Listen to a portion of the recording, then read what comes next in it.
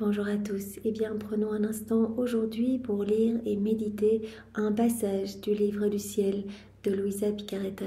Au nom du Père qui me crée, du Fils qui me sauve et du Saint-Esprit qui me sanctifie. Amen. Jésus, nous nous immergeons une fois de plus en toi, dans ta divine volonté. Nous nous unissons à toi, nous nous unissons à ta divinité, à ton humanité, à ta volonté. Nous nous identifions à toi, nous nous consumons en toi. En toi, nous perdons le rien, le néant que nous sommes. Nous fusionnons nos volontés dans la tienne, nous les fondons dans la tienne, Jésus, et nous te faisons l'offrande de nos volontés pour que tu t'en serves comme champ d'action. Jésus, nous te prenons dans les bras et nous t'accueillons dans nos cœurs pour que tu viennes t'y établir, que tu viennes t'y installer avec ton Père, avec l'Esprit Saint, avec ta maman. Viens Jésus avec ton royaume, ton trône, viens avec tes attributs divins, tes actes divins, tes œuvres divines. Nous t'accueillons, Seigneur. Nous voulons vraiment que tu sois le roi de nos vies. Nous voulons vraiment que tu recrées en chacun de nos cœurs de l'espace pour que ta divine volonté puisse s'y déployer, qu'elle puisse y avoir son empire, qu'elle puisse opérer et agir librement à partir de chacune de nos humanités. Seigneur, nous nous offrons à toi, nous déposons à tes pieds nos désirs, nos affections, nos émotions, nos pensées, nos volontés bien sûr. Sers-toi de tout comme fondation, comme marchepied pour établir ton royaume en nos cœurs. Nous voulons être de bons instruments entre tes mains, Jésus, des instruments de paix, d'amour, de justice et de miséricorde.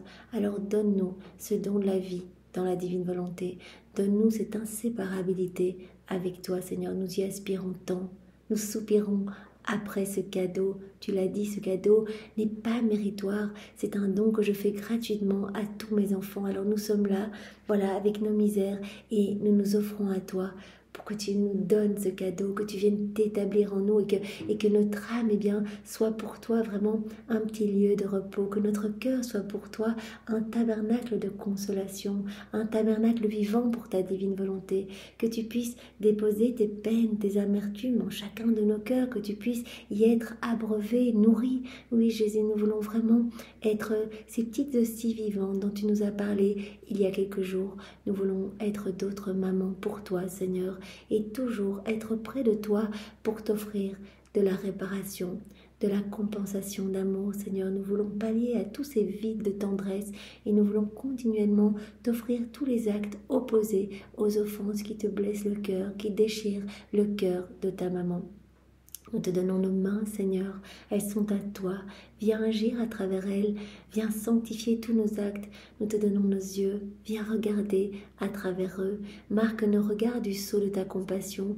Viens respirer dans nos respirations. Viens toi-même, empare-toi de nos lèvres et parle à travers elles, Seigneur. Viens toucher tes enfants. Tu as dit, la moisson est abondante, mais il n'y a pas assez d'ouvriers. Alors vraiment, nous sommes là et nous voulons vraiment être tout à toi pour que tu puisses nous utiliser dans notre entièreté pour que vraiment nous puissions te ramener des âmes, que toi en nous tu puisses aller rechercher tes enfants, Seigneur.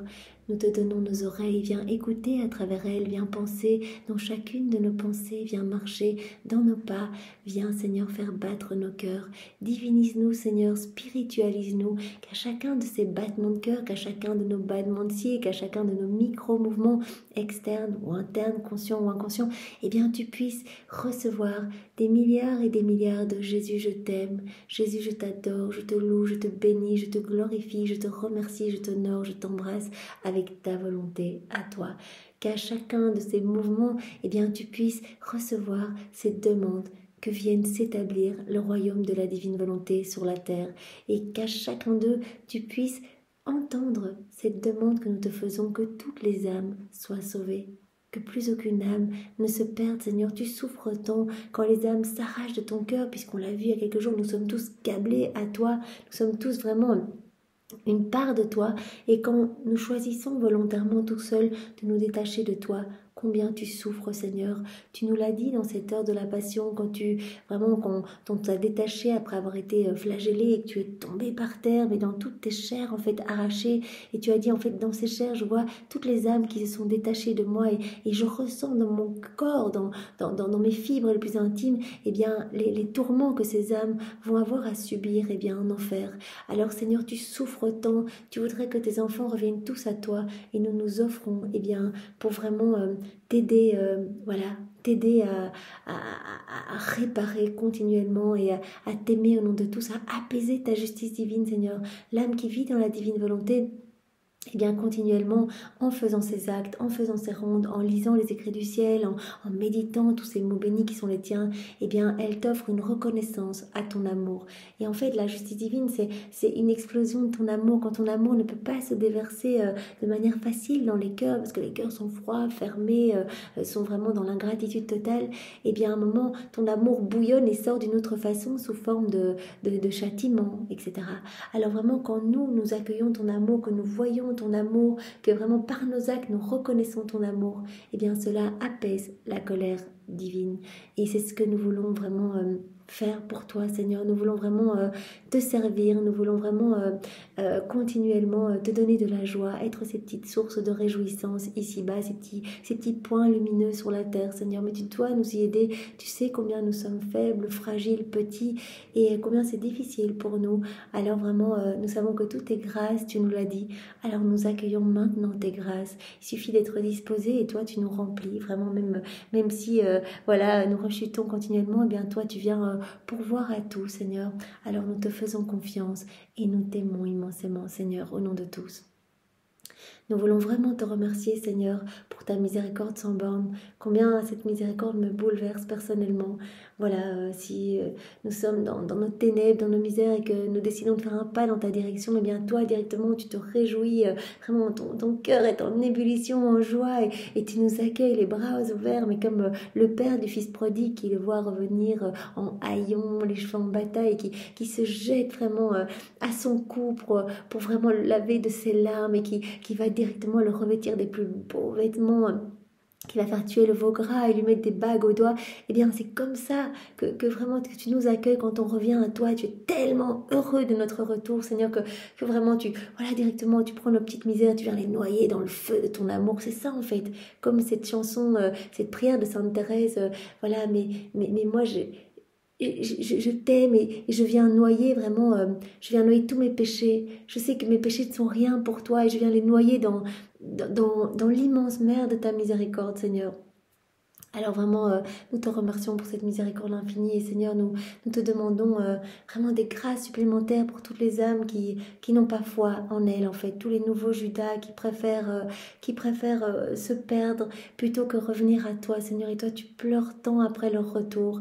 Alors vraiment, nous te prions pour ces âmes et en leur nom, nous te disons Jésus, je crois en toi, Jésus, merci pour tant d'amour, Jésus, tu es merveilleux, tu es notre chéri, Jésus, tu es notre bien, notre tout, Jésus, je ne suis pas peut-être capable maintenant de revenir vers toi, mais je te fais confiance. Vraiment, toi, tu vas m'y aider, Seigneur, et tu vas me donner ton humilité pour que je puisse revenir à toi.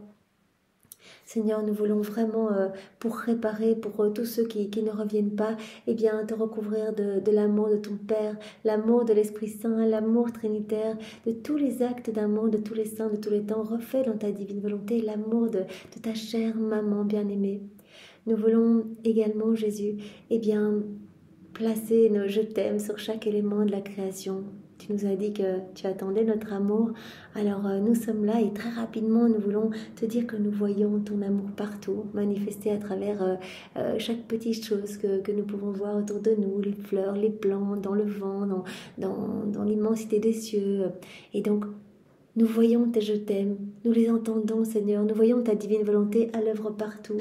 Nous voulons te remercier au nom de tous ceux qui se servent des éléments de la création pour leur petite satisfaction personnelle, mais qui ne te remercient jamais, qui ne te louent jamais, qui ne répondent jamais à ta tendresse, Seigneur.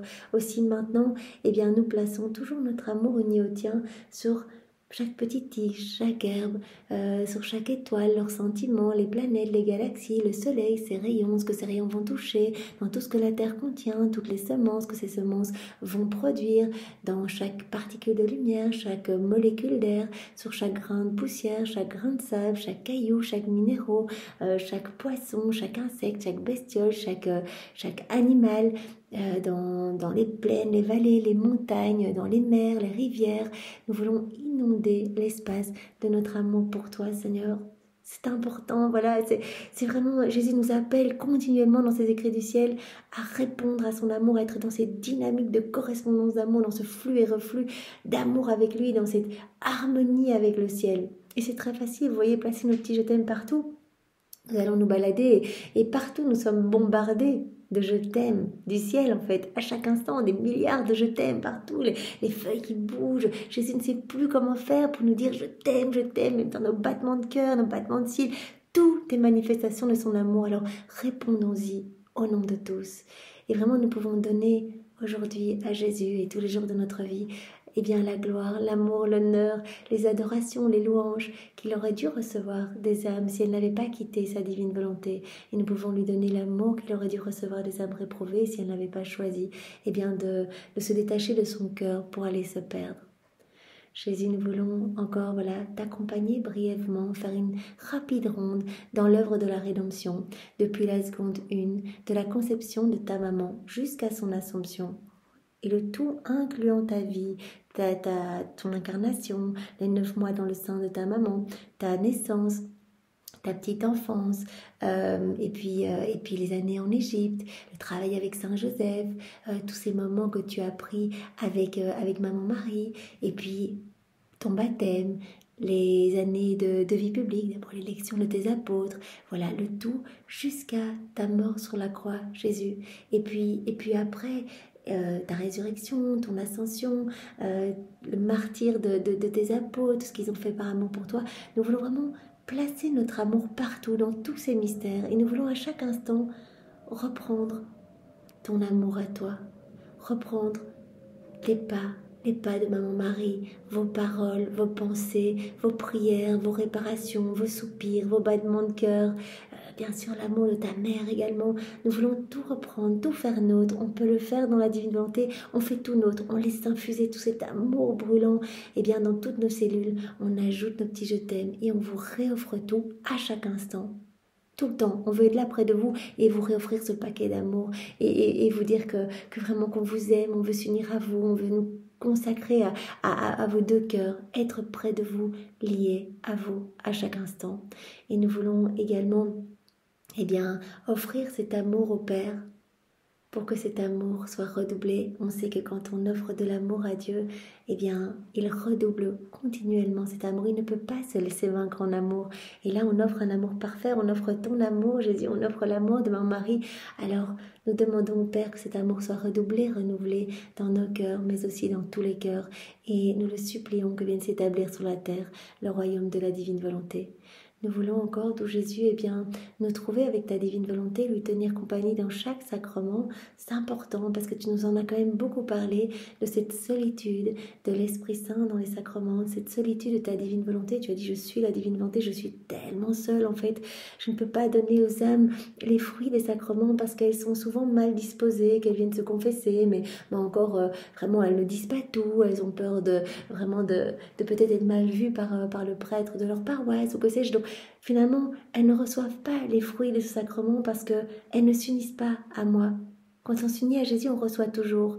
Et donc Jésus dit, voilà, par exemple, quand les âmes me reçoivent, elles me laissent comme un étranger dans leur cœur. On l'a vu il y a quelques jours, Jésus qui pleurait dans les cœurs et qui disait, mais c'est terrible en fait, je ne peux même pas les inonder de mes grâces parce que elles sont préoccupées par elles-mêmes, elles pensent aux choses de la terre, etc. Ou elles vont réciter des prières mal faites et pleines de méfiance. Et finalement, je pars après 15 minutes, parce que voilà, je reste 15 minutes dans leur cœur. Moi, je suis brûlant d'amour, je veux m'unir à elles. Et comme elles ne m'accueillent pas, elles ne me tiennent pas compagnie. Jésus a vraiment insisté sur cette compagnie qu'il attend de nous, parce que quand on tient compagnie, en fait, on partage tout.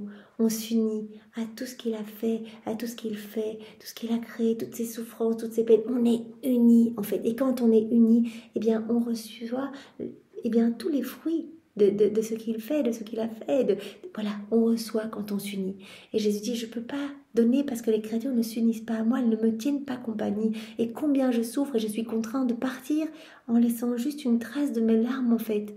Je suis si triste. Alors Jésus, nous venons maintenant nous trouver dans tous les cœurs qui t'ont reçu, qui te reçoivent maintenant, qui te recevront. Nous voulons t'accueillir, te serrer dans nos bras, Jésus, te donner vraiment tous les baisers de ta maman, t'enlacer avec ses bras, te cajoler, te dire que vraiment tu es merveilleux et que ta volonté soit faite. Seigneur, que ta volonté soit faite dans tous les cœurs, que ta volonté soit faite sur la terre comme au ciel. Nous voulons, Jésus, te tenir compagnie dans tous les ciboires, dans tous les tabernacles. Comme le faisait Louisa, nous voulons nous décomposer en petites parties qui se prosternent continuellement à tes pieds pour réparer tous les comportements irrévérencieux envers toi, les personnes qui rentrent dans les églises, qui ne te regardent pas, qui ne se prosternent pas devant le tabernacle, qui rentrent juste peut-être pour faire une photo, pour un concert. Oh Seigneur, combien cela blesse ton cœur. Alors vraiment, nous sommes là et nous restons avec toi. Si nous en avons l'intention, cela suffit. Nous avons l'intention de nous unir à toi, d'être là jusqu'à notre dernier souffle avec toi dans chaque tabernacle pour compenser à tout ce qui te fait de la peine, Seigneur, et te recouvrir continuellement de ta beauté, de ta puissance, de ton amour, de ta sagesse, de ton immensité, Seigneur, de ta pureté. Nous sommes près de toi, Seigneur. Nous voulons également placer à chaque fois ce paquet d'amour parfait, puisque vraiment cela comprend tout ton amour à toi et nous avons juste ajouté nos petits baisers à nous. Nous plaçons ce paquet dans le sacrement du baptême, le sacrement de la réconciliation, le sacrement de l'ordre des malades, le Saint-Sacrement comme nous avons vu précédemment, et nous plaçons également ce paquet dans le sacrement de la confirmation et le sacrement du mariage. Seigneur, nous sommes là pour t'apporter dans chacun des sacrements consolation, amour et réparation au nom de tous. Je te demande maintenant, Jésus, de nous disposer à accueillir ce que tu veux nous donner maintenant. Chaque enseignement est tellement riche, tellement puissant, tellement gorgé de cette lumière divine, comme Louisa le voyait il y a quelques jours. Elle voyait les vérités descendre du ciel, toutes ordonnées, venir directement du sein paternel pour venir à notre poursuite, pour nous donner le bien qu'elles contiennent. C'est ça en fait. Elle nous assaille pour nous transformer, pour que si on les accueille, qu'on les digère, qu'on les prend dans nos cœurs, qu'on prend le temps aussi de les mastiquer. Jésus a parlé vraiment de cette longue étude. Il fallait vraiment prendre ce temps et cette mastication qui nous aide à digérer tous ces mots bénis. À ce moment-là, ces vérités viennent vraiment parfumer nos cœurs, viennent vraiment nous faire grandir à l'image de Dieu et à la ressemblance de Dieu en fait. L'image, on l'a, même depuis la chute d'Adam, on a gardé l'image, 2 yeux, un nez, une bouche, mais nous avons perdu cette ressemblance qui se manifeste dans l'agir. Et donc, voilà, quand on se laisse façonner par toutes ces vérités, nous alimentons cette vie divine en nous. De même, quand nous faisons nos actes, que nous mettons en pratique ces vérités, chaque acte va servir de nourriture pour la vie du divin vouloir en nous, pour cette vie de lumière, cette vie d'amour. Donc c'est vraiment important. Et cette vérité, font, ces vérités créent en nous. Chaque parole de Jésus a cette vertu vivifiante, a cette vertu transformante, a cette vertu créatrice. Voilà. À chaque fois, Jésus crée quelque chose dans notre cœur. Quand nous accueillons une vérité et que nous la mettons en pratique, Jésus prononce la parole de la consécration dans notre âme. Et il y a nouvelles étoiles, nouveaux cieux, nouvelle sainteté, nouvelle beauté, nouvelle vertu, nouvelle pureté, etc. en nous. À chaque fois, de nouvelles choses du ciel. Et bien sûr, moins des choses de la terre. Pour placer toutes ces créations, il a besoin que notre âme se libère des choses de la terre. Donc en donnant à chaque fois notre fiat, notre oui, on donne cette autorisation à Jésus pour qu'il retire quelque chose d'humain et qu'il y place quelque chose du ciel. Donc on se gorge de plus en plus de la paix céleste, des béatitudes, des joies du ciel, etc. C'est tellement, tellement magnifique. Alors Seigneur, vraiment que nous soyons prêts, entoure-nous de ta lumière, donne-nous ton cœur à toi, donne-nous ta compréhension et ta sagesse. Viens toi-même Jésus en nous. Accueillir ces vérités et viens les imprimer en lettres d'or dans toutes nos cellules, que nous puissions vraiment être poussés. C'est toi qui vas nous donner cet élan, poussés à t'appeler dans nos journées, tout au long de nos journées, dans nos petits actes du quotidien. Jésus, tu nous l'as dit tellement de fois, tu ne nous veux pas dans les choses difficiles, tu ne nous demandes pas des choses extravagantes, tu nous demandes juste de faire ce qu'on a à faire dans nos journées, que ce soit travailler, nous occuper de nos enfants, nous reposer si notre corps est souffrant, malade, cuisiner, que sais-je, voilà. Ce qu'on a à faire dans notre quotidien, de le faire, mais de le faire avec Jésus, d'appeler Jésus dans toutes nos actions, pour que nos actes ne soient plus des actes humains, mais qu'ils soient tous divins, éternels, remplis de l'infini, et qu'ils prennent directement leur place d'honneur dans le ciel, voilà, amenés par toute la cour céleste. Voilà, ces actes-là, on n'a pas la capacité de les garder en nous. Donc vraiment, ces actes sont gardés en dépôt dans la divine volonté, dans le ciel. On a les droits sur ces actes en union avec Dieu. Et quand on va arriver dans le ciel, eh bien, on va recevoir tous les mérites que ces actes ont produit, en fait, dans les cœurs, etc. Voilà, on va recevoir tous les mérites des âmes sauvées par ces actes, alors qu'on n'a rien fait. On les Jésus faire en nous, je mange en ta divine volonté. Jésus, c'est Jésus qui mange à ce moment-là, en moi, quand je demande cela. Et en mangeant, Jésus ne faisait pas que s'alimenter, il nourrissait les âmes, etc. Donc, il y a des âmes qui vont être converties, sanctifiées, purifiées, qui vont recevoir des charismes, etc. Qui vont retourner à la messe, qui vont aller se confesser. Quand je vais arriver dans le ciel, c'est un exemple, bien sûr. Quand je dis je, c'est tout le monde. Jésus va dire, regarde, toutes les âmes là que tu as nourries, abreuvées, voilà. Et on sera en droit de se dire, mais quand Jésus, je suis restée chez moi, je n'ai pas fait grand-chose, etc. Quand tu as fait tous ces actes-là dans la divine volonté, regarde tous les soleils que ça a créés, regarde toute cette lumière qui a vraiment rejailli de ton humanité, qui a été éclipsé les ténèbres autour de toi, qui a été recouvré la laideur du péché. Ce n'était pas ta lumière, bien sûr, mais tu m'as juste donné ce petit oui pour que ce soit ma lumière qui jaillisse de toi. Et regarde toutes ces âmes-là, je te donne les mérites de toutes ces âmes sauvées. Viens, réjouis-toi dans ma gloire. Vous imaginez, c'est juste tellement énorme. Jésus, je te demande maintenant de parler à travers ma bouche. Envoie sur chacun de nous ton Esprit Saint, que ce moment fait en union avec toi puisse avoir des retombées dans tous les cœurs. Viens, Esprit Saint, viens, par la puissante intercession du cœur immaculé de Marie, ton épouse bien-aimée. Viens, esprit de joie, esprit de feu, esprit de force, esprit de paix. Viens nous saisir, viens nous visiter maintenant. Viens nous bousculer, viens nous remplir. Viens nous donner vraiment cette ferveur pour annoncer la venue du royaume de la divine volonté. Viens, Esprit Saint, viens, par la puissante intercession du cœur immaculé de Marie, ton épouse bien-aimée. Viens vraiment nous inonder, Esprit Saint.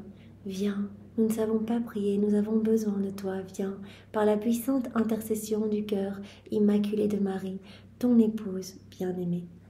Alors le passage que nous allons voir ensemble se trouve donc dans le volume 32, à la date du 26 mars 1933.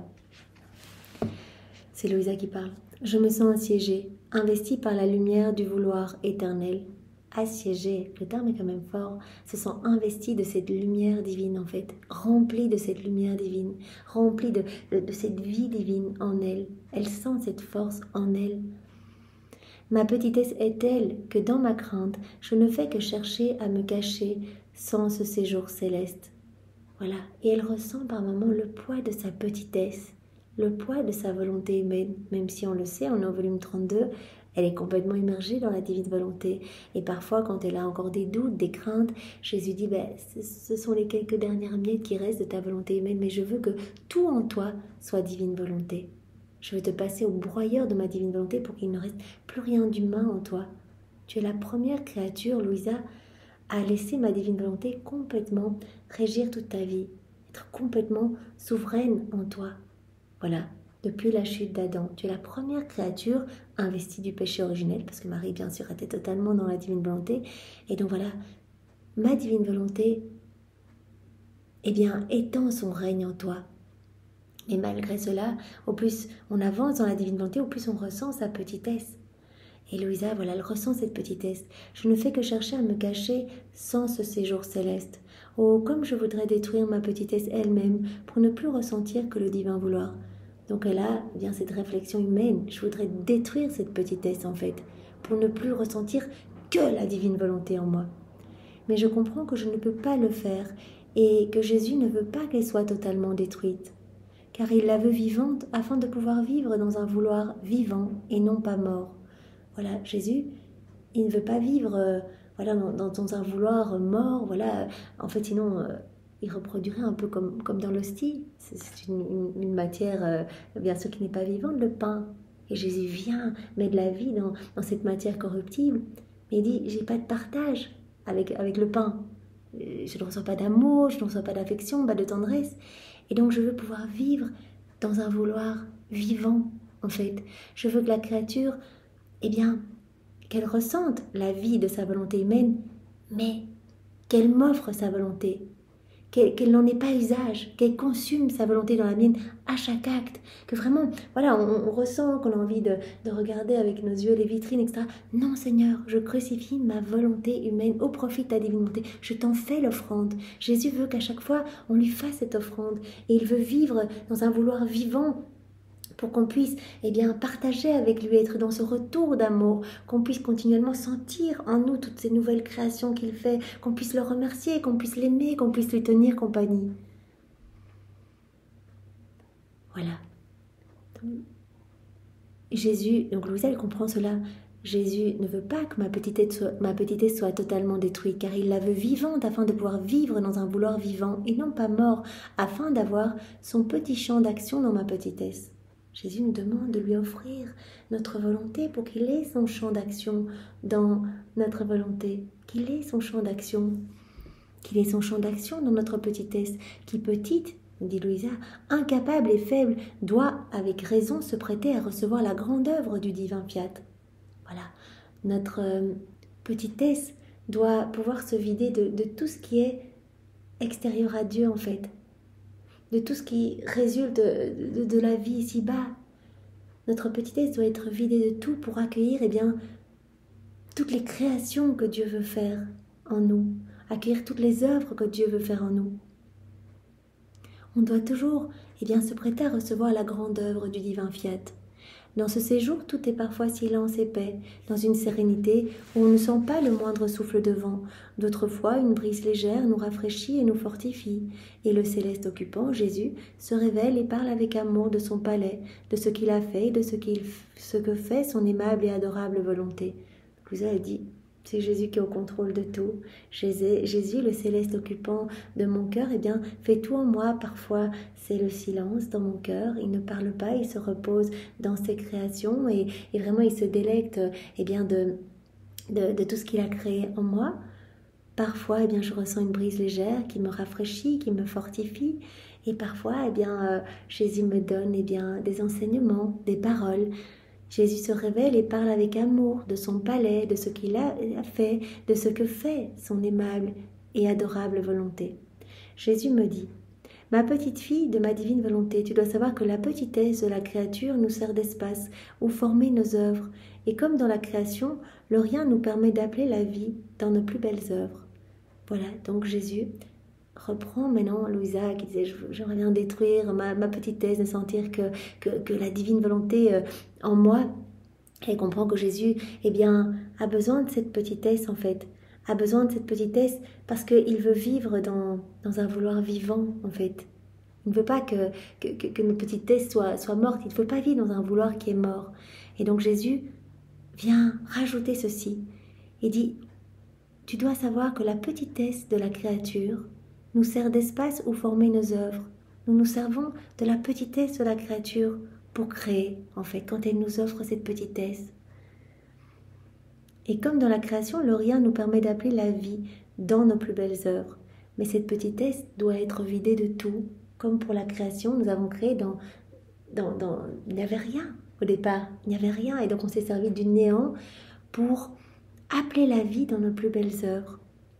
Nous voulons donc de cette petitesse qu'elle soit vide de tout ce qui ne nous appartient pas, mais qu'elle soit vivante. Vivante pour qu'elle puisse voir combien nous l'aimons et sentir la vie des œuvres que notre volonté développe en elle.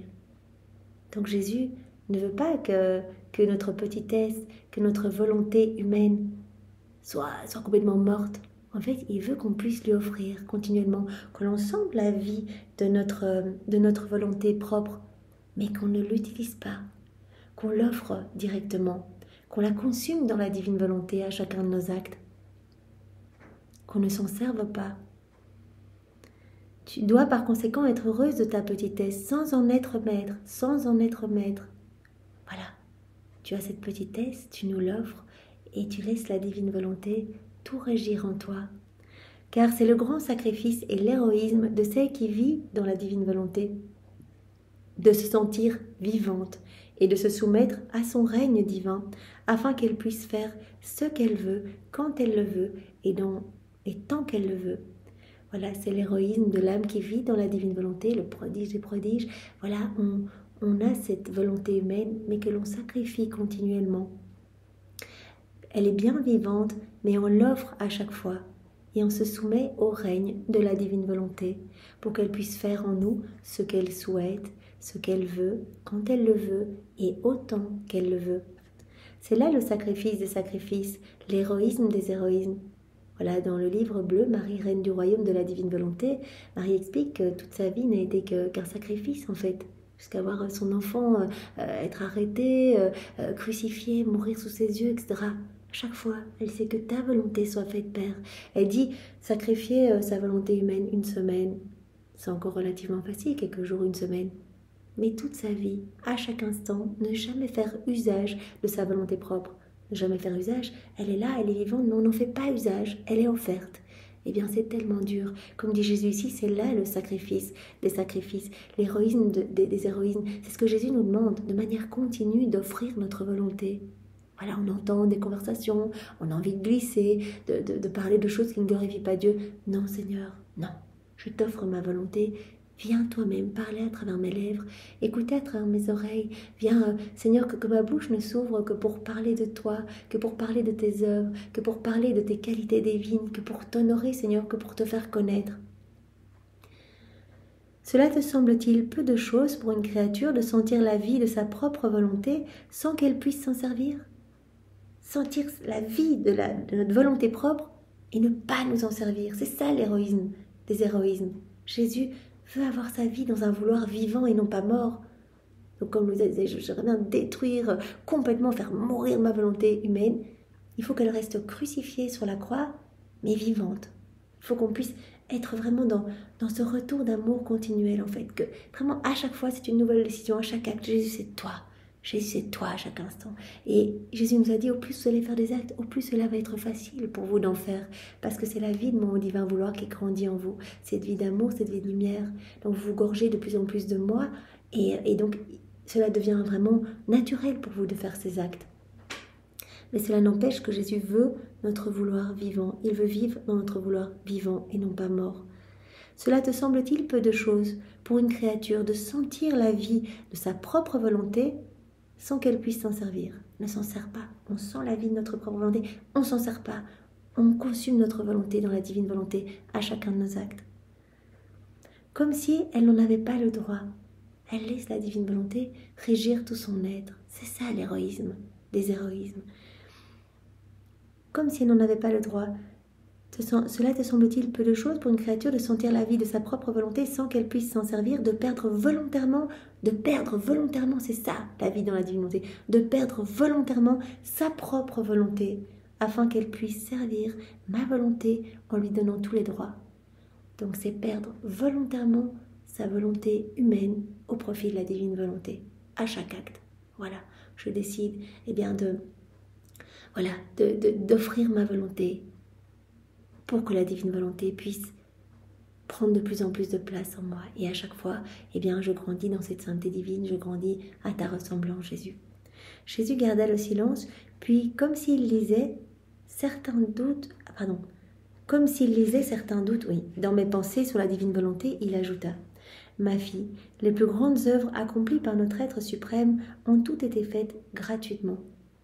Toutes les œuvres divines, les plus grandes œuvres, ont été faites gratuitement pour l'homme. Gratuitement, c'est pas lié au mérite des hommes, sans nous préoccuper du mérite de la créature ou de ce qu'elle pourrait nous dire. Pour que nous nous préoccupions de cela avant d'agir, il aurait fallu nous attacher les bras et ne plus travailler. Si on avait dû attendre les mérites des créatures pour donner, on n'aurait pas pu vraiment beaucoup travailler. Et même si les ingrates créatures ne nous glorifient pas et que nous n'avons pas le bien de nous voir glorifiés et loués par nos propres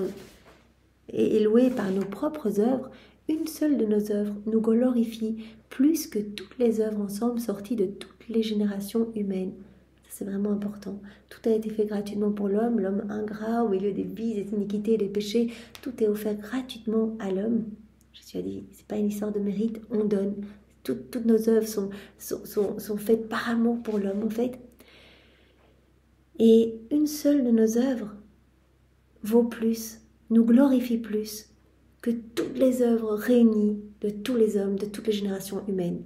Et une seule de nos œuvres vient pallier à tous les péchés, à toutes les méchancetés humaines, etc. Parce que cela nous glorifie plus que tout ce que les péchés des hommes nous offensent, en fait.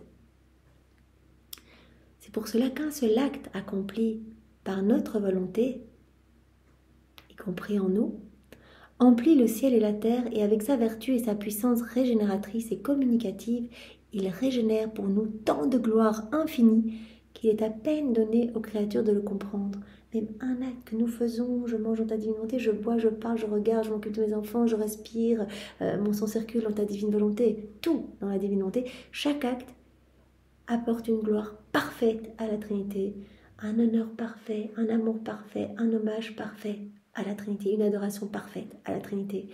Et ce petit acte fait dans la divine volonté va venir compenser pour tous les péchés de tous les hommes de tous les temps.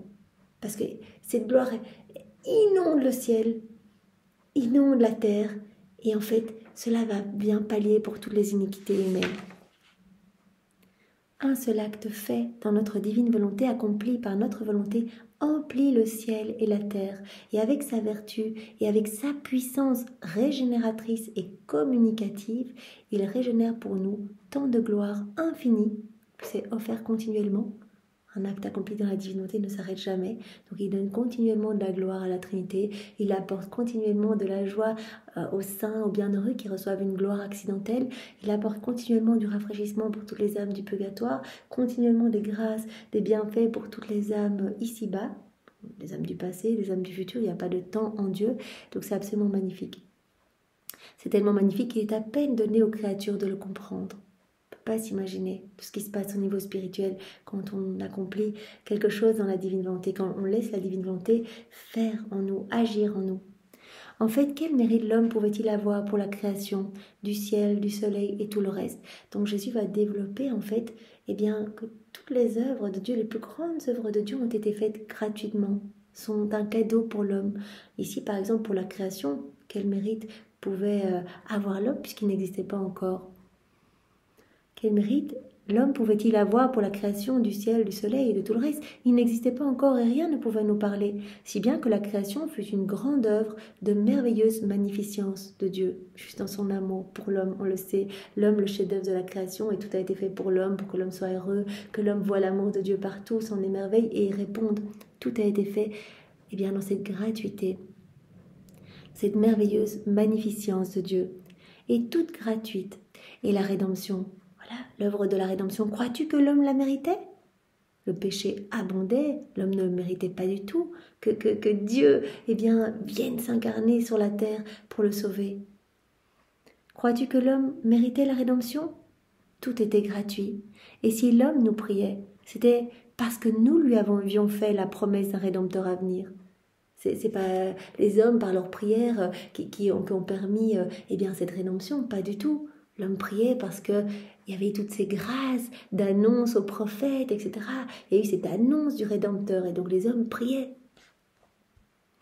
Ce n'est pas l'homme, ce n'est pas lui qui fut le premier à nous le dire, mais nous-mêmes. C'était notre décret entièrement gratuit. Donc on n'a pas décidé vraiment Jésus n'est pas descendu sur la terre parce qu'il y avait eu toutes ces prières, etc. et l'homme qui avait tellement demandé. Non. Jésus nous dit ici, on l'avait décidé. C'est un décret divin. On l'avait décidé de manière toute gratuite. On l'avait décidé. Et rappelons-nous, Jésus nous en a parlé dans un autre passage, que c'est quelque chose qui était prévu depuis le début, en fait, même avant la faute d'Adam, que Jésus descende. Mais Dieu avait prévu que Jésus descende, en gloire, en fait. Voilà, si l'homme n'avait pas quitté la divine volonté, Jésus serait venu avec un char de lumière, avec une escorte d'anges, etc. Il serait venu totalement en gloire pour être parmi ses enfants, être bien, etc. Parmi ses enfants, avoir cette compagnie eh bien, des hommes.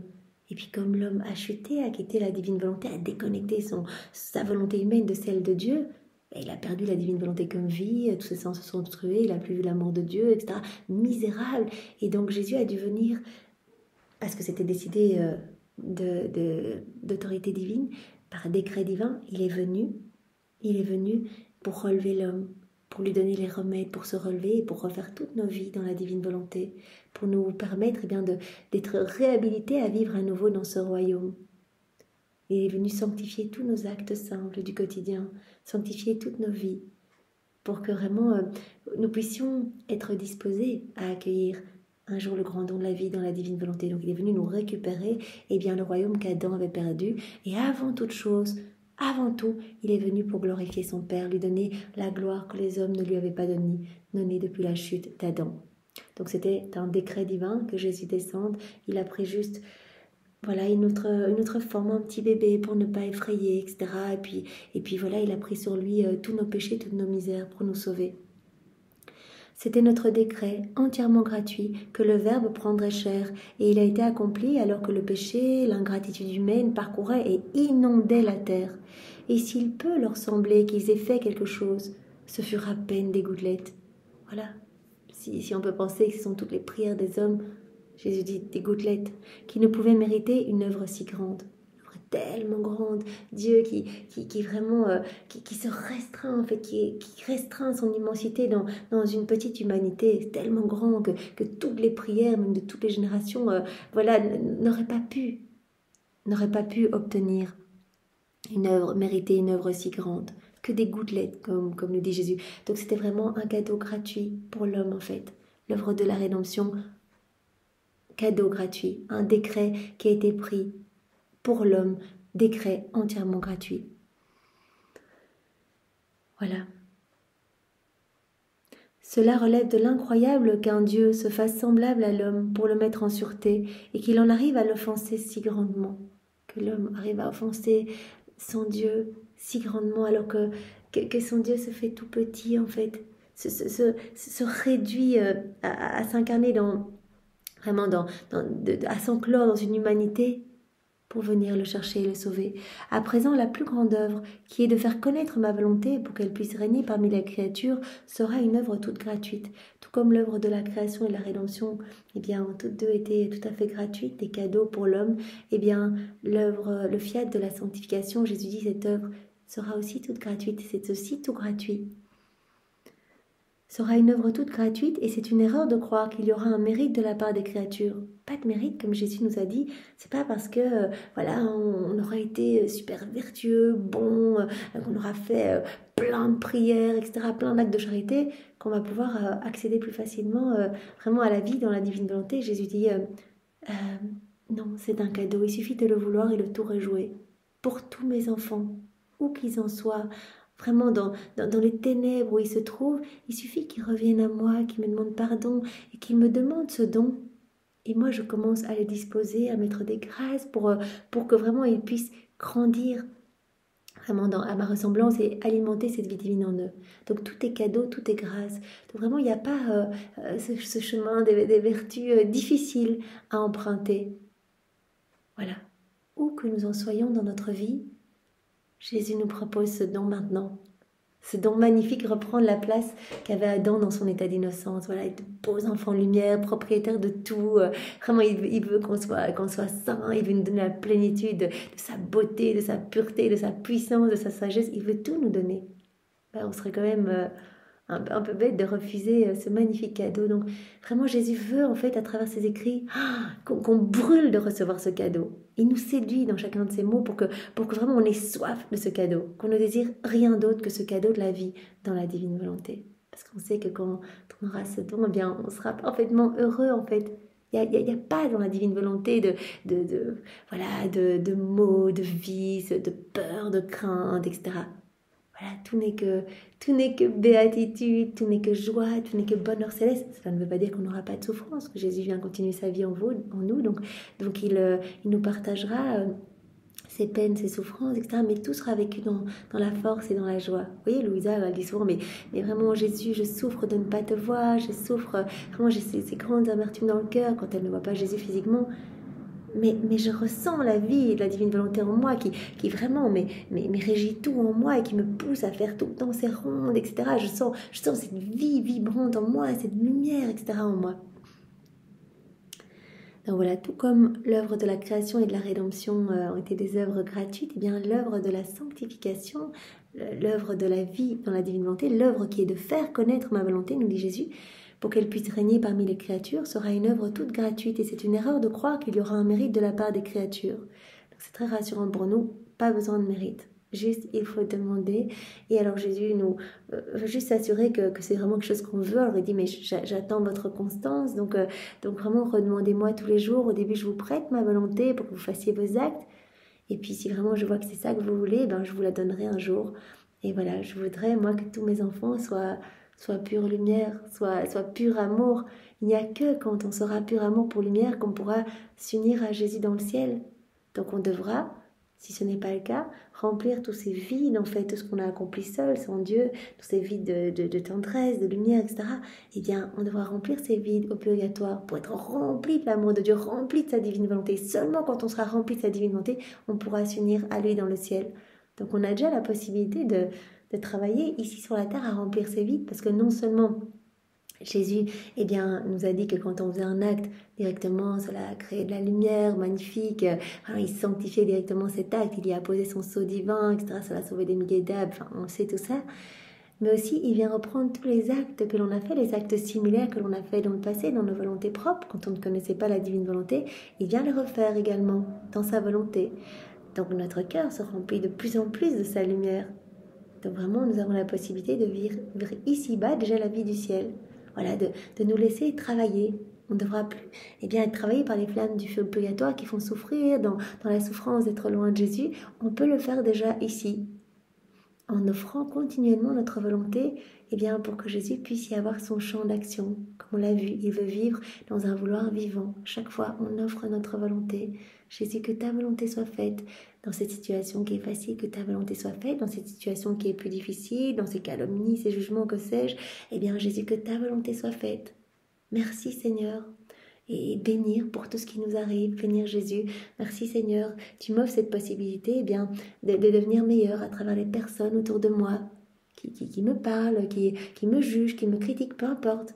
En fait, je sais que tout ce que je vis dans la divine volonté, c'est Jésus qui l'autorise. Donc s'il autorise que je rencontre une personne qui me critique ou que sais-je, je garde le silence et je bénis Jésus en disant « Merci Jésus, c'est magnifique en fait. Merci pour cette personne qui me donne l'opportunité d'exercer ma patience. Et je sais que comme je vis ce moment dans ta divine volonté, c'est toi qui exerces ta patience à travers moi. Et ta patience va permettre de rencontrer toutes les situations humaines qui te blessent, Seigneur. Voilà, cela apaise ta justice divine. Voyez, toujours être dans la bénédiction, dans la louange, et que ta volonté soit faite, Seigneur. C'est une erreur de croire qu'il y aura un mérite de la part des créatures. Tout est gratuit, tout est un don, il suffit de le vouloir.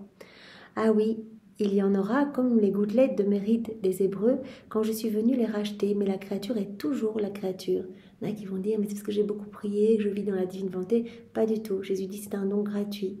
Et si tu as fait quelque chose, rien qui puisse mériter ce cadeau aussi grand. Ce cadeau aussi grand, je le donne juste gratuitement à tous ceux qui le souhaitent. Ce sera donc gratuitement qu'en l'inondant de lumière, de grâce et d'amour, elle ressentira une force encore inconnue. Nous y aspirons, Seigneur, voilà. Tu vas nous inonder de ta lumière, de tes grâces, de ton amour, et nous allons ressentir ta force divine en nous. Et la créature sentira notre vie palpiter dans son âme. Au plus on va se plonger dans la divine volonté, au plus on va sentir vraiment cette vie divine en nous. De sorte qu'il lui sera doux de laisser régner notre volonté. Voilà, au plus on va faire des actes, au plus on va sentir cette vie divine grandir en nous, au plus il nous sera facile de laisser régner la divine volonté en nous. Notre vie existe encore dans l'âme. Nous la lui avons donnée au commencement de la création. Adam, il a reçu la divine volonté comme vie, en fait. Il a reçu l'acte croissant pour pouvoir continuellement, en s'unissant avec son Créateur, eh bien, alimenter, alimenter cette vie, qu'il y ait chaque fois de nouvelles créations en lui, etc. Jésus dit, cette vie divine, elle est encore dans tous mes enfants. Elle est juste étouffée. Quand mes enfants font des actes dans leur volonté humaine, eh bien, ils ensevelissent ma vie divine dans leur cœur. Elle est comme sous un tas noir, en fait, un tas de décombres. Voilà, notre vie existe encore dans l'âme. Nous la lui avons donnée au commencement de la création. Mais elle est si réprimée et cachée que c'est comme si elle ne l'avait pas. La créature vit comme si elle n'avait pas cette vie divine en elle, parce qu'elle est réprimée, elle est cachée. Parce que chaque fois qu'on fait des actes sans Dieu, on rajoute une couche de terre sur cette volonté, cette vie divine. Elle est si réprimée et cachée que c'est comme si la créature ne l'avait pas.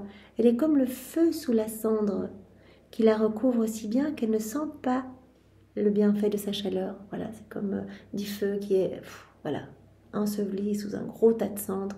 On ne sent pas la chaleur du feu. La créature ne sent pas cette vie divine en elle, parce que la vie divine est ensevelie. Mais que survienne un grand vent, et les cendres sont emportées et le feu de sa vie est ressenti à nouveau. Ainsi le grand vent de la lumière de mon fiat mettra en fuite les maux, les passions, qui comme la cendre cachent la vie divine. Et la sentant vivante, les créatures auront honte de ne pas avoir laissé régner notre volonté. Que survienne seulement le grand vent de la lumière de ma divine volonté, de mon fiat, et vraiment ce grand vent va chasser cette cendre qui recouvre notre vie divine dans chaque âme. Et vraiment cela va mettre en fuite tous les maux, toutes les mauvaises passions, les mauvaises tendances. C'est ça, cette cendre qui s'agglutine, qui vraiment s'accumule sur cette vie divine. Voilà. Et alors, le feu va reprendre, la vie divine va pouvoir regrandir. Et la sentant vivante, les créatures auront honte de ne pas avoir laissé régner notre volonté. Elles vont comprendre en fait. Elles vont comprendre tout ce temps perdu, elles auront honte et elles s'offriront davantage à Dieu. Ma fille, tout sera dit avec le temps.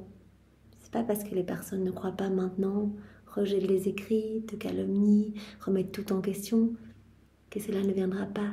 Nous voyons déjà le triomphe du royaume de la divine volonté, le triomphe du cœur immaculé de Marie. Donc tout est repris dans cet acte unique et éternel, la divine volonté. Donc voilà, il n'y a ni passé ni futur en Dieu. Rappelons-nous, nous sommes dans le temps, mais Dieu est hors des temps.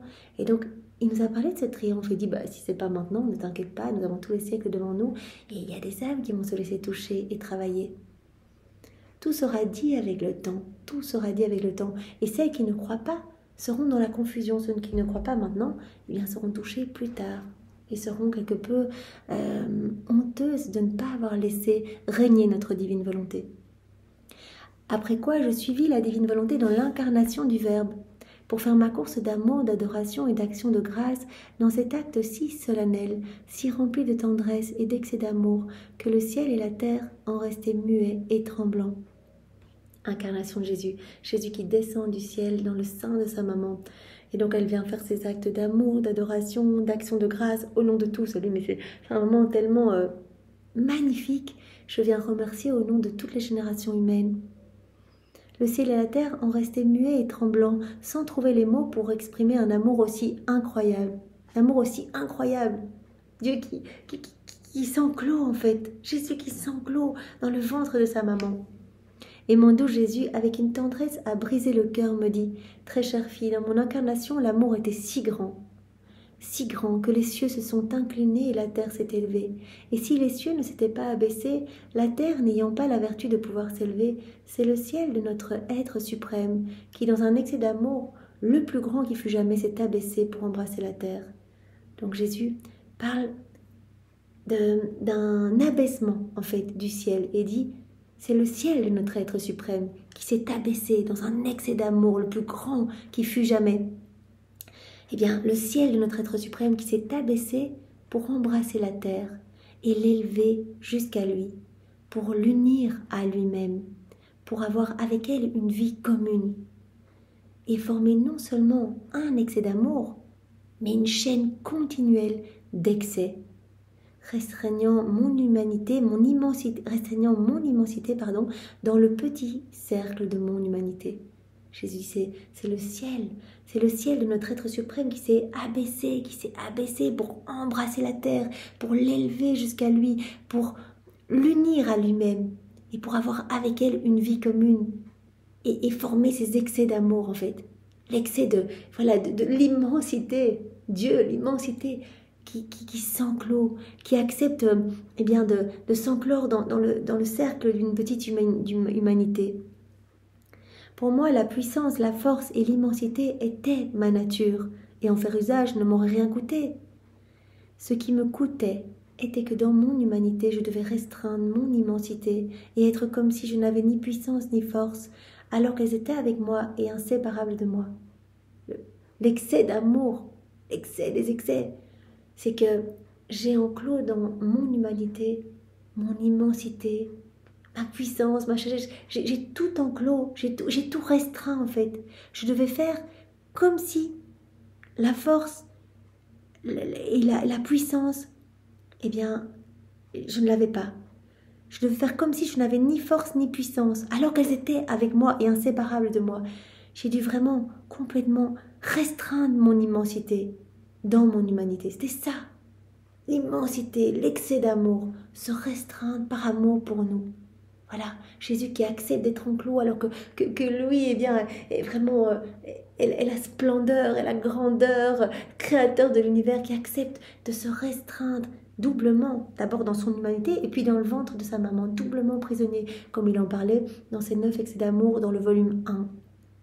C'est très beau ces 9 excès d'amour. Jésus explique voilà, qu'il vraiment il était enfermé alors que lui c'est la lumière du monde. Eh bien, il ne pouvait même pas voir. Il a accepté volontairement eh bien, d'être enfermé dans cette voilà dans ce petit ventre, aussi saint soit-il bien sûr, mais où il y avait cette obscurité où il ne pouvait pas bouger. Il ne pouvait à peine bouger, enfermé pendant 9 mois, à brûler d'amour pour les créatures, à avoir soif et bien à être dans cette attente de pouvoir poursuivre les créatures et les prendre dans les bras.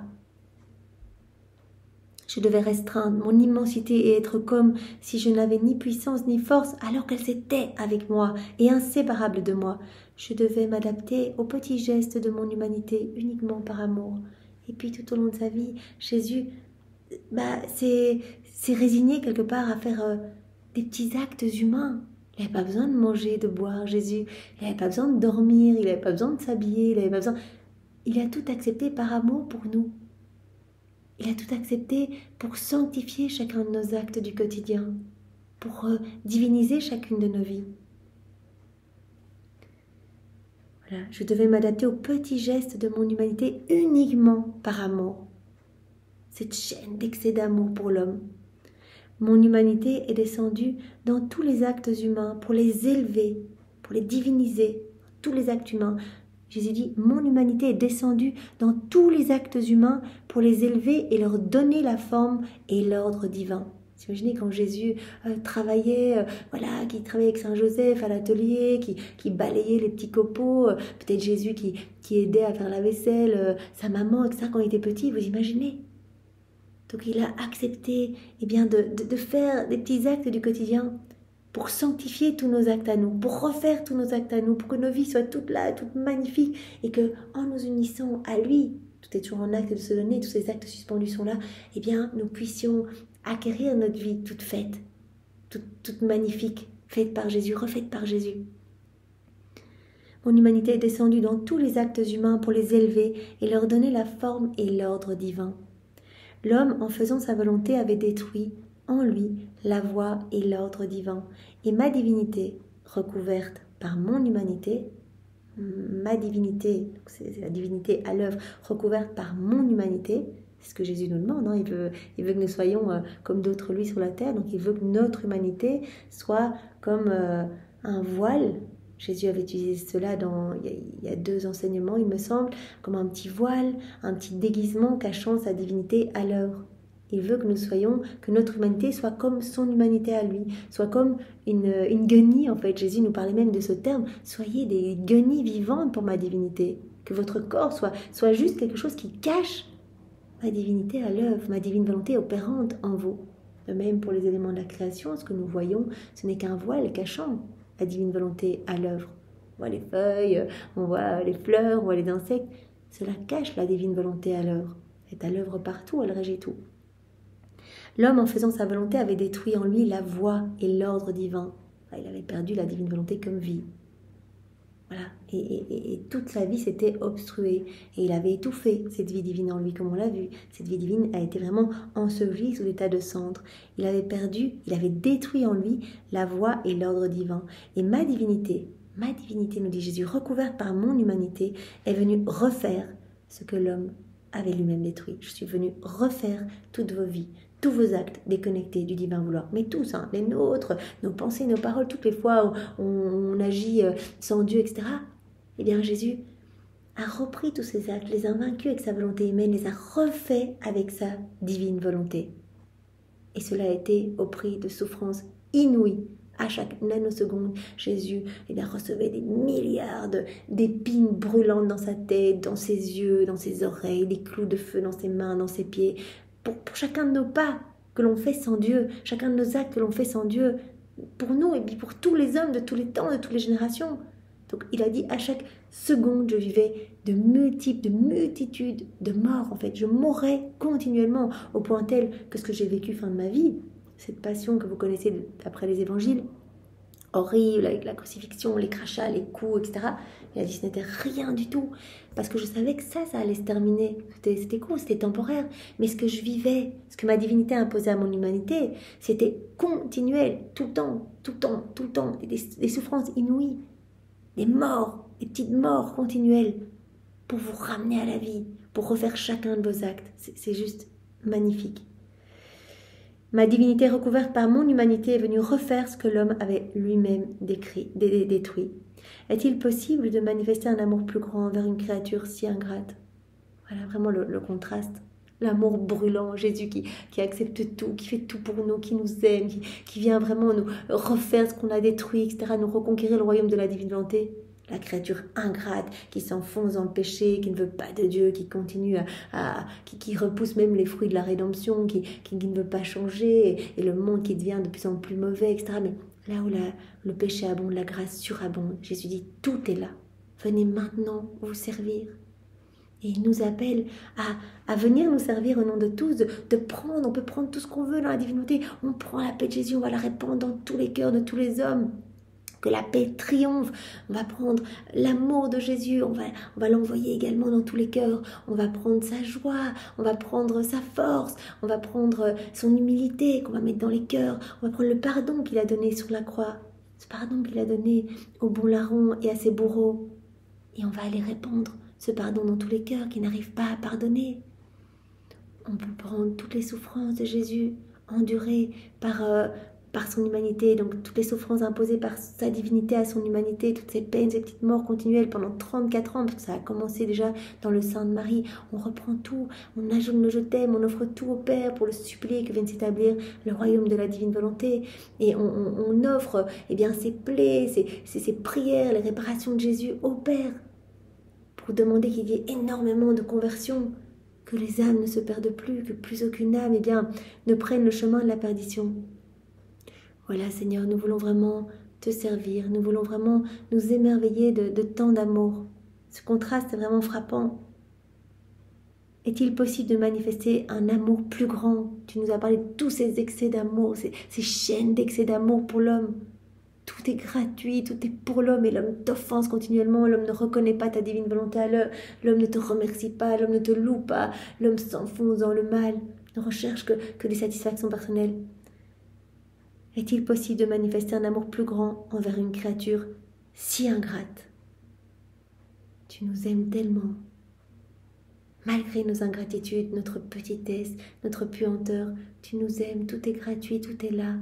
Alors vraiment, que nous puissions tous rentrer dans ce doux flux et reflux d'amour avec toi, que nous puissions tous avoir nos sens se désobstruer pour que nous puissions nous réjouir de tant d'amour en fait, que nous sommes tant aimés, mais c'est inouï cet amour, et que nous puissions enfin y répondre, Seigneur. Merci pour cet enseignement que tu nous as donné à travers la personne de Louisa. Jésus soit loué, béni et glorifié au nom de tous tes enfants. Au nom du Père et du Fils et du Saint-Esprit. Amen. Soyez tous bénis. Au revoir.